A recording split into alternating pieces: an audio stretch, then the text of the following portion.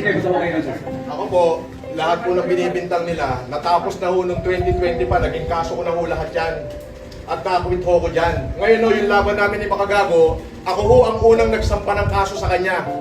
Oho, ako ho unang nagsampa, ako unang nawaran. So, unjust fixation lang kung ipahiyan niyo ako sa buong Pilipinas, grabe, para akong pumatay. Yung sinasabi niya marami ko inistapa, 2020 pa lang, ang dami na nagsasabi niya, wala naman nagkatotoo kahit isa. Tapos papahiyain niyo ako, national TV, ng ganito, na kesyo ako daw ay nagmura kay ganito. Merong dahilan ho yun kung bakit ako nakapagsalita ng hindi maganda sa isang veteran. Iyak! Tanga ka! Iyak! Wala, meron nung dahilan yon.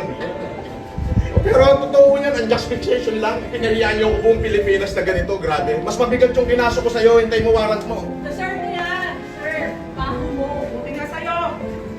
Hindi namin Susunod namin na yung kayo. mga